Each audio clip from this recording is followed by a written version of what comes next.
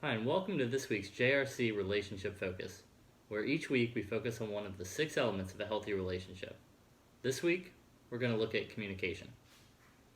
So there's always 2 sides to communication, right? There's listening and there's speaking. We probably all agree that listening is the more important of the two, but it can also be much more difficult. The human brain can process from 400 to 800 words per minute, but the average speaker only talks at a little over 100 words per minute.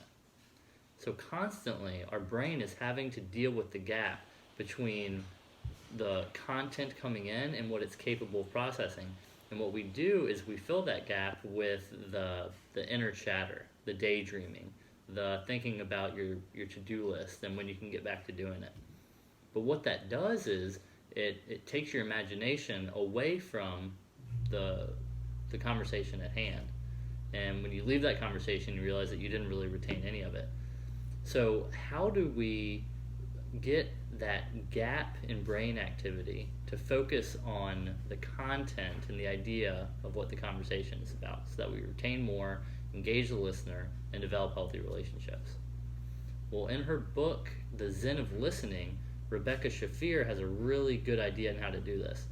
She suggests that we pretend like the person we're speaking to is the hero or protagonist of a movie that we're living in.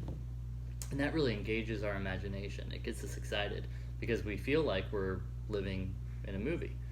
And what that does is it makes us prefer to live in that world than in our own inner world, our own inner chatter.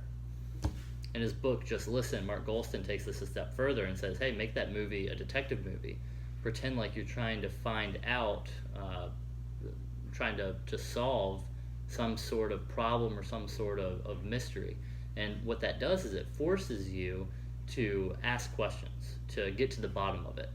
And you'll find that when you ask questions, that just inherently encourages you to listen more. So those are 2 kind of takes on the same tactic, but they can be really useful. And this week, I would encourage you to try them out. Each day, just choose one conversation, pretend like you're a detective, and get to the bottom of the motive and the details of what the person's saying. I think you'll find that you'll retain a lot more of what's being said, and you'll develop that relationship because the person will realize that you truly care about what they're saying to you. Thanks for joining us for this week's Relationship Focus, and we'll look forward to seeing you next week.